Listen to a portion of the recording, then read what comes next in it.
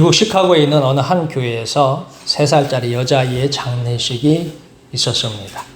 먹지 못해 굶어 죽은 아이였습니다. 근데 이 불쌍한 여자아이의 장례식에 남루한 옷을 입고 찾아온 알코올 중독자가 있었습니다. 그 알코올 중독자는 사람들이 기도하는 틈에 죽은 아이의 신발을 벗겨 달아놨습니다. 그 신발을 35센트에 팔아 술을 마신 그 사람은 바로 죽은 아이의 아버지였습니다. 20년 후 시카고 제1장로교회에서 수천 명의 성도 앞에서 한 사람이 이렇게 외치고 있었습니다. 죽은 딸의 장례식에서 기도하는 틈을 타 몰래 신발을 훔쳐 마신 파렴치한 사람이 저였습니다. 그러나 만물의 찌꺼기 같은 그런 나를 살려주시고 하나님의 일꾼으로 삼아주신 분이 위대하신 하나님이십니다. 그가 시카고의 부흥사 멜 트라더 목사입니다. 하나님의 인간이 볼 때 폐품 같고 불량품 같은 그를 통해 하나님의 아름다운 영광을 드러내는 놀라운 창조주이심을 기억하길 축원합니다. 성경을 읽은 사람들은 변합니다. 그것은 성경을 읽은 사람들이 살아계신 하나님을 만나기 때문입니다. 그리고 성경을 읽은 사람들이 하나님의 사랑을 받기 때문입니다. 그 하나님을 만났던 사람들은 아무리 연약하고 부족할지라도 변합니다. 왜냐하면 하나님은 사람을 만들어 가시는 분이십니다. 오늘 성경에서 하나님은 위대한 한 사람을 만드셨습니다. 그 사랑과 은혜가 오늘 우리 모두에게 있기를 축원합니다. 우리는 성경에서 예수님께서 처음 베드로를 만날 때 이야기를 듣습니다. 처음에는 시몬이라는 이름을 가졌습니다. 그리고 예수님은 마태복음 16장 이후에 시몬을 베드로라 부르십니다. 그럼에도 베드로는 가끔씩 시몬으로 돌아갔습니다. 오늘 성경에는 베드로에서 시몬으로 돌아갔습니다. 우리 다 함께 15절에서 17절까지 말씀을 읽겠습니다. 그들이 조반 먹은 후에 예수께서 시몬 베드로에게 이르시되 요한의 아들 시몬아 내가 이 사람보다 나를 더 사랑하느냐 하시니 이르되 예수님 그러하나이다. 내가 예수님을 사랑하는 줄 예수님께서 아시나이다. 이르시되 내 어린 양을 먹이라 하시고 또 두 번째 이르시되 요한의 아들 시몬아 내가 나를 사랑하느냐 하시니 이르되 예수님 그러하나이다. 내가 예수님을 사랑하는 줄 예수님께서 아시나이다. 이르시되 내 양을 치라 하시고 세 번째 이르시되 요한의 아들 시몬아 내가 나를 사랑하느냐 하시니 주께서 세 번째 내가 나를 사랑하느냐 하심으로 베드로가 근심하여 이르되 예수님 모든 것을 아시오매 내가 예수님을 사랑하는 줄을 예수님께서 아시나이다. 예수께서 이르시되 내 양을 먹이라. 아멘. 사실 이전에 예수님께서 잡히시던 밤 베드로는 확실하게 시몬으로 돌아갔습니다. 예수님께서 재판받으시던 그곳에서 예수님을 3번 부인합니다. 성경에는 저주하고 부인하였다 전합니다. 그리고 재판장을 떠나서 통곡하며 울었습니다. 실제로 현실에서 신앙과 믿음을 지키는 일은 굉장히 두렵고 고통스러우며 어려운 일입니다. 신앙과 믿음 때문에 손해보는 일이 의외로 많습니다. 그래서 많은 분들이 샤이 그리스도인, 샤이 기독교인, 그러니까 속으로는 예수님을 믿지만 현실에는 드러나지 않는 그런 삶을 삽니다. 베드로는 그곳에서 죽었고 시몬으로 돌아갔습니다. 그리고 고향인 갈릴리 바다로 돌아와서 물고기를 잡는 이유입니다. 그런데 예수님께서 묻습니다. 이 베드로를 찾아와서 물어요. 뭐라고 하냐? 내가 나를 사랑하느냐? 라고 묻습니다. 그리고 베드로는 난 예수님을 사랑합니다. 라고 답합니다. 물론 여기에서 이제 그 사랑이라는 단어가 헬라어로 차이가 있다라는 얘기를 해요. 근데 어쨌든 예수님은 반복해서 베드로에게 물어요. 내가 나를 사랑하느냐? 라고 물었을 때 베드로는 자기가 사랑하는 마음을 예수님께서 아시는데도 계속 물으니까 그것이 마음에 큰 근심이 됐습니다. 내가 시몬에서 베드로로 돌아오느냐 하고 그렇게 묻는 거예요. 그러기 위해서 베드로에게는 예수님을 사랑한다는 것을 전해야 합니다. 여기서 시몬이 베드로로 변했지만 사실 마태복음 16장에서 위대한 신앙 고백을 합니다. 주는 그리스도 살아계신 하나님의 아들이십니다라는 신앙 고백을 듣고 예수님은 그때부터 너를 베드로라, 너를 반석이라 불러주십니다. 우리는 신앙 고백을 하는 순간에 옛사람 시몬은 죽고 우리의 신앙과 믿음이 반석 같은 굳건해지는 베드로가 됩니다. 그런데 이 베드로가 무슨 일만 만나면 다시 시몬으로 돌아가요. 현실을 살아가다 보니까 우리가 신앙 가지고 살고 믿음 가지고 산다는 것이 현실에서 굉장히 어려워요. 이런저런 이익에, 이런저런 욕심에, 이런저런 즐거움에 자꾸 끌려가지고 우리는 베드로에서 자꾸 시몬으로 돌아갑니다. 오늘 성경에서는 확실히 시몬으로 돌아간 이를 찾아오는 예수님이십니다. 그리고서 묻습니다. 어떻게 묻느냐? 내가 나를 사랑하느냐 묻습니다. 우리 예수님도 우리에게 묻습니다. 내가 나를 사랑하느냐 물을 적에 우리는 무엇이라고 대답하겠습니까? 어떻게 보면 시몬이나 베드로는 말의 유의처럼 느껴집니다. 이 게바, 베드로는 분명히 바위 반석이라는 의미를 가지고 있습니다. 거기에 비해서 시몬은 갈대 또는 진흙이라는 의미로 사용합니다. 예수님께서 처음 만난 사람은 시몬이었습니다. 그리고 신앙 고백을 통해서 베드로가 되었습니다. 그러나 신앙과 믿음을 포기하는 순간에 시몬으로 돌아갑니다. 그러니까 우리의 삶도 항상 이 베드로와 시몬 사이에서 왔다 갔다 해요. 어느 날은 내 믿음과 신앙이 좋아서 베드로처럼 살지만 또 어떤 날은 어떻게 해요? 이런저런 이유 때문에 다시 시몬으로 돌아가서 살고 있습니다. 그때마다 예수님께서 묻습니다. 예수님께 찾아서 물어요. 내가 나를 사랑하느냐라고 묻습니다. 우리의 인생도 동일합니다.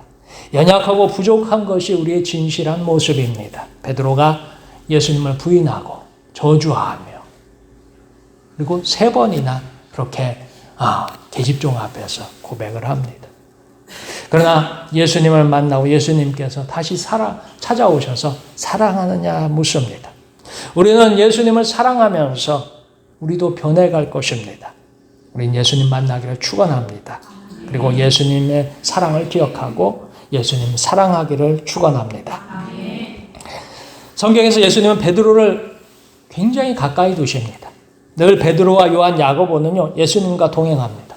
성경에서 보면 중요한 자리, 가장 중요한 자리에는 꼭 베드로와 야고보와 요한이 있었어요. 그래서 성경도 이렇게 읽어보면 회당장 야이로의 딸을 살리는 곳에서 거기도 그 마지막 죽은 아이 앞에 예수님이 찾아갈 적에 바로 베드로와 야고보와 요한을 데리고 그 장소에 갑니다. 그리고 아이에게 달리다 붐 하면서 일어나라 하면서 살립니다. 두 번째는 변화산에서 예수님께서 세상 중에서 살다가 예수님의 어떻게 보면 마지막 십자가의 죽음, 별세를 준비할 적에 이 변화산이라는 곳을 찾아가요. 그 산에 올라가서 예수님이 변화합니다. 그래서 그가 입은 옷, 예수님이 입은 옷이 사람이 빨래해도 변하지 않은 하얀 옷으로 변해요. 근데 그 장소에서 엘리야와 모세가 예수님과 얘기를 하는데 그 장소를 따라간 3명의 제자가 베드로와 야고보와 요한이었습니다. 그러니까 12제자가 있었고 그 외에 500문도가 있었고 여러 사람들이 있어요. 우리가 마가 요한의 다락방에 성령 강림절에 맞던 120명의 사람들도 있죠. 근데 아무튼 500명, 120명, 12명 있었지만 그 중에 핵심은 3명이었어요. 베드로와 야고보와 요한이었습니다. 심지어 예수님께서 마지막 기도하는 겟세마네 기도. 겟세마네에서 기도할 적에도 예수님은 다른 모든 제자를 다 데리고 간 것이 아니라 베드로와 야고보와 요한만을 데리고서 그 겟세마네 기도를 드렸습니다. 그러니까 예수님께서 제자들을 모두 사랑하지만 특별히 사랑한 제자가 베드로와 야고보와 요한이었어요. 여러분들도 이제 자녀들을 낳아서 키워보셨지만 아시죠? 저는 자녀가 하나여서 누굴 더 사랑하는지 할 구분을 못합니다. 근데 여러분들 자녀들 여러 낳아서 보면은 누가 더 마음에 쓰이고 누가 더 관심이 가고 누가 더 끌리는 것은 각자 다 다르지요. 이게 뭐냐면 예수 사랑을 하지만 특별히 그 중에 더 마음이 아프고 더 마음에 신경 쓰이고 더 많이 끌리는 자녀가 있듯이 예수님도 그 모든 제자들을 사랑하지만 특별히 이 셋을 더욱 사랑했습니다. 그리고 베드로는 자기가 사랑받았다는 것을 알아요. 그 사랑을 받았는데 자기가 뭐예요? 예수님을, 그 사랑을 배신했다라는 것입니다. 그래서 베드로는 그게 마음이 너무너무 고통스러웠습니다. 우리 다 함께 18절에서 19절까지 말씀 우리 함께 읽겠습니다. 내가 진실로 진실로 내게 이르노니 내가 젊어서는 스스로 뛰뛰고 원하는 곳으로 다녔거니와 늙어서는 내 팔을 벌리리니 남이 내게 띠띠우고 원하지 아니한 곳으로 데려가리라. 이 말씀을 하심은 베드로가 어떠한 죽음으로 하나님께 영광을 돌릴 것을 가르치심이로라. 이 말씀을 하시고 베드로에게 이르시되 나를 따르라 하시니. 아멘. 어쩌면 베드로는 그냥 그렇게 갈릴리 바다에서 살고 싶었을지도 모릅니다. 베드로가 예수님의 사랑을 받았지만 마지막에 도저히 회복할 수 없는 치명적인 실수를 합니다. 그것도 예수님을 모른다고 저주하며 부인하기를 3번이나 했습니다. 더군다나 그 부인하는 것을 뭐 대제사장이나 큰 인물 앞에서, 권세 있는 인물 앞에서 했으면 그래도 자기는 두려워서 떳떳해서라고 얘기할 수 있을 거예요.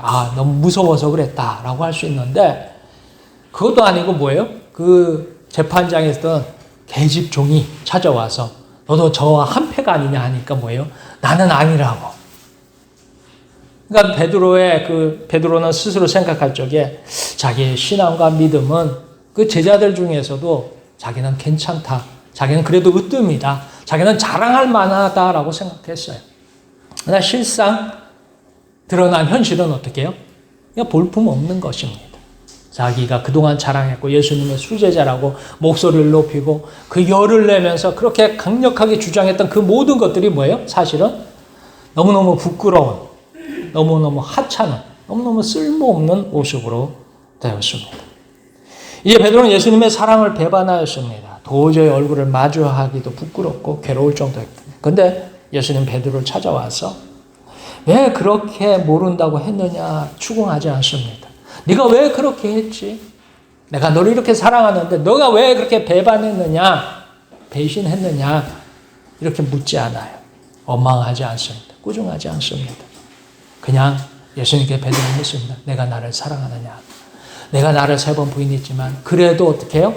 사랑하느냐라고 물어요. 앞에 말들은 다 빠졌지만 내가 나를 사랑하느냐라고 묻습니다. 베드로의 부정도, 베드로의 과거도, 베드로의 연약함도, 베드로의 배신도 다 덮어주십니다. 이전에 예수님의 사랑도 아름다웠지만 예수님의 사랑도 참 훌륭했지만 부활하신 예수님의 사랑은 너무도 뜨겁고 너무도 분에 넘치는 사랑입니다. 감히 베드로의 연약한 마음에 그리고 베드로가 감당하기에 너무 아름답고 크고 뜨거운 사랑입니다. 베드로는 말로 대답하기를 표현하기에는 너무도 큰 사랑입니다. 그래서 베드로가 뭐라고 해요? 내가 주를 사랑하는 주께서 하시나이다. 내가 나를 사랑하니까 내가 주를 사랑하는 주께서 하시나이다 라고 대답을 해요. 그 예수님의 사랑에 대한 베드로의 사랑의 응답입니다. 예수님의 사랑이 베드로의 마음에 심겨져서 다시 그 볼품없고 연약한 시몬으로 돌아왔어요. 겁쟁이 시몬으로 돌아온 그 베드로를 찾아와서 하는 말이 내가 나를 사랑하냐 물으니까 내가 겁쟁이고 볼품없을지라도 예수님 사랑하는 것은 맞습니다 라고 고백을 합니다. 베드로는 자꾸 예수님 마음에 근심하면서 내가 그러면 어떻게 예수님을 사랑하는 것을 보여줘야 할까? 예수님 사랑하는 것을 어떻게 나타내야 될까 하면서 마음에 결심을 합니다. 이 말로 하는 내가 주를 사랑하는 주께서 하십니다. 내 입술로 하는 사랑을 넘어선 사랑을 하기로 결정을 합니다. 그 사랑의 방법은 행동입니다. 사랑의 표현 방식은 삶입니다. 사랑의 결과는 헌신입니다. 그 사랑의 마지막은 예수님의 복음이고 예수님의 구원입니다. 베드로가 예수님의 사랑한 결과를 이후에 베드로의 삶에서 나타납니다. 베드로가 이제 예수님을 사랑하는 것을 말로 할 것이 아니라 내 삶을 통해서 내 생활을 통해서 내 모든 것을 거울서 이제 예수님을 사랑할 것을 나타내리라 결정했을 적에 그 베드로는 말로 하는 사랑을 넘어서 삶을 다하여 목숨을 다하여 생명을 다하여 예수님을 향한 사랑을 전하고 싶었습니다. 이제 예수님께 받았던 그 사랑을 베드로는 세상에 전하기로 결정했습니다. 그 감동스럽고 뜨거워 벅차오른 사랑을 하기로 정했습니다. 베드로가 어떻게 예수님을 사랑할까요? 베드로가 결심하는 순간 성경에 그 답이 나옵니다. 예수님께서 베드로가 이제 나를 사랑하는데 그 사랑이 말로만 하는 사랑을 넘어서 그 삶을 통해서 그 생활을 통해서 그 인생을 통해서 할 것을 결정했을 적에 예수님이 이렇게 대답합니다. 내가 젊어서는 스스로 띠띠고 원하는 곳으로 다녔거니와 늙어서는 내 팔을 벌리리니 남이 내게 띠띠우고 원하지 아니하는 곳으로 데려가리라 라고 하십니다. 이전까지 베드로는요 예수님을 입으로 사랑했어요. 근데 이후로는 그 생활을 통해서 삶을 통해서 사랑하기로 결정합니다. 훗날 베드로는 로마에서 십자가에 거꾸로 달려 순교합니다. 영화 커바디스라는 오래된 영화가 있어요. 거기에 베드로의 십자가 죽음을 배경으로 합니다. 누군가에게는 허무한 죽음이요. 누군가에는 실패한 인생입니다. 누군가에는 어리석은 삶입니다. 그러면 베드로는 그 길을 달려갑니다. 오늘 우리는 두 가지 길을 잃었습니다. 베드로가 갈릴리 바다에서 물고기를 잡으러 간 것처럼 하나는 예수님의 사랑을 잃었습니다. 예수님이 우리를 사랑했던 것을 잊었어요.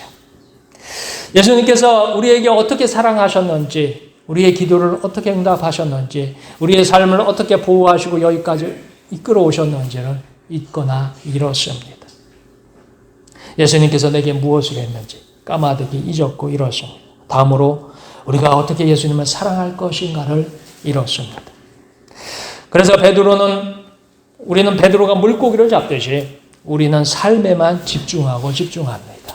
내 삶을 열심히 사는 것이 하나님께 영광이고 내 자녀들이 잘 되는 것이 하나님께 영광이고 내가 하는 이 모든 것들이 형통하는 것이 하나님께 영광이고 하나님을 드러내는 거다 하면서 내 삶을 자꾸 집중합니다. 우리는 예수님의 사랑을, 예수님의 은혜를, 예수님의 축복을 기억하길 축원합니다. 잊었던 기억들을, 잃었던 기억들을 다시금 회복하기를 축원합니다. 그리고 우리도 베드로처럼 예수님을 사랑하기로, 예수님을 어떻게 사랑하기를, 예수님께 사랑을 전하기를 축원합니다. 성경에서 베드로는 용감한 제자입니다.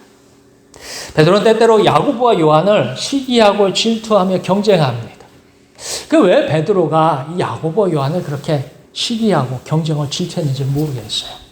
예수님의 사랑을 같이 받아서 그랬을까요? 아무튼 간에 그 이유는 모르지만 베드로가 다른 제자들이 나서는 데는 별로 그렇게 신경을 쓰지 않아요. 근데 유독 요한이 나서는 자리에는 늘 신경을 써요. 베드로는 용감하지만 이 야고보와 요한의 형제와 늘 다투고 경쟁합니다. 심지어 예수님을 하는 열심도, 예수님을 향한 사랑도 경쟁합니다. 우리 다 함께 20절에서 23절까지 말씀을 읽겠습니다. 베드로가 돌이켜 예수께서 사랑하시는 그 제자가 따르는 것을 보니 그는 만찬석에서 예수님의 품에 의지하여 예수님을 파는 자가 누구오니까 묻던 자더라. 이에 베드로가 그를 보고 예수께 여짜오되 예수님, 이 사람은 어떻게 되겠사옵나이까? 예수께서 이르시되 내가 올 때까지 그를 머물게 하고자 할지라도 내게 무슨 상관이냐? 너는 나를 따르라 하시더라. 이 말씀이 형제들에게 나가서 그 제자는 죽지 아니하겠다 하였으나 예수의 말씀은 그가 죽지 않겠다 하신 것이 아니라 내가 올 때까지 그를 머물게 하고자 할지라도 내게 무슨 상관이냐 하는 것이더라. 아멘.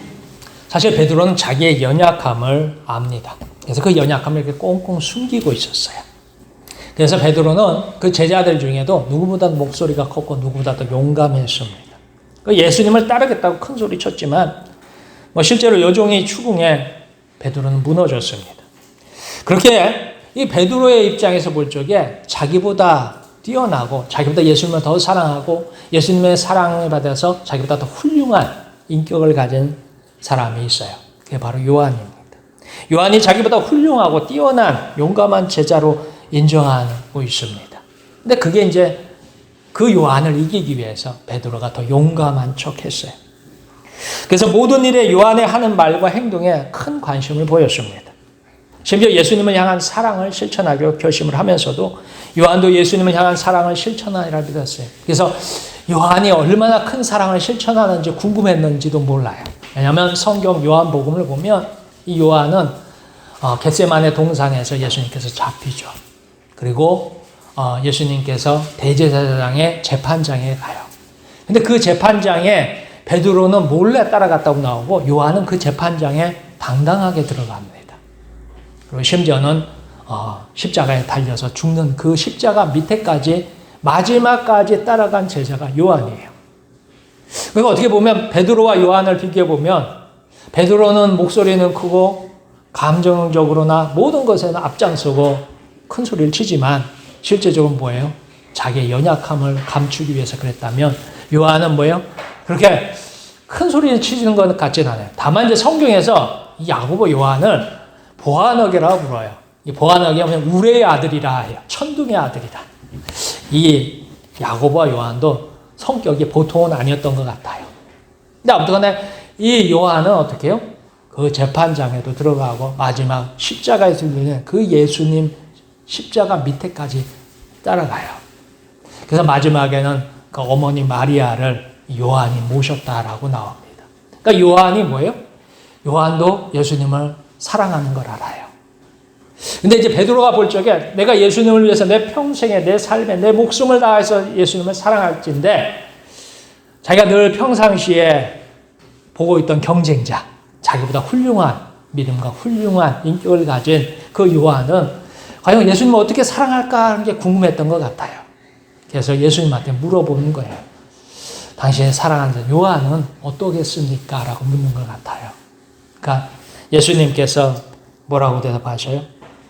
그것은 내가 상관할 게 아니다라는 거예요. 그건 요한의 몫이다라는 거예요. 오늘 살아가는 우리 목포서북의 우리 교우들도 여러분들도 나름대로 예수님을 사랑하는 방식이 있어요. 어떤 분은 피아노 반주로 사랑하시고 어떤 분은 교회 청소하심으로 어떤 분은 주방에서 어떤 분은 삶에서 여러 가지 모양으로 모습으로 우리 예수님을 사랑하고 있습니다. 그러나 이것은 모양이 다를지라도 다 같이 예수님을 사랑하는 것이에요. 이 사랑은 자랑하지 않고 교만하지 않으며 시기하지 않고 자기의 길에 최선을 다할 뿐입니다. 자, 오늘 우리는 예수님을 어떻게 사랑할 것인가요? 언제 어디서 무엇을 어떻게 사랑할 것인가를 결정해야 합니다. 그 사랑을 할 적에 우리는 시몬에서 베드로가 되어 있을 것입니다. 우리가 예수님을 고백할 적에 베드로가 되었지만 세상의 현실을 만나면 다시 시몬으로 자꾸 돌아가려고 해요. 그러면 어떻게 다시 베드로로 우리는 설 것인가? 우리가 예수님을 사랑할 적에 예수님의 사랑을 실천할 적에 우리는 베드로로 살아가게 됩니다. 그것이 예수님께서 베푸신 사랑에 대한 우리의 대답입니다. 우리는 예수님을 향해서 사랑을 고백하기를 축원합니다. 예수님은 어떻게 사랑할 것인가? 예수님은 어떤 모습으로 사랑할 것인가? 예수님은 어디서 언제 사랑할 것인가를 결정하는 우리 모두가 되길 주의 이름으로 축원합니다. 우리 모두 시몬에서 베드로로 사는, 그래서 믿음으로 신앙으로 우리의 사랑을 실천하는 우리 목포서북의 모두가 되시길 주의 이름으로 축원합니다. 기도하겠습니다.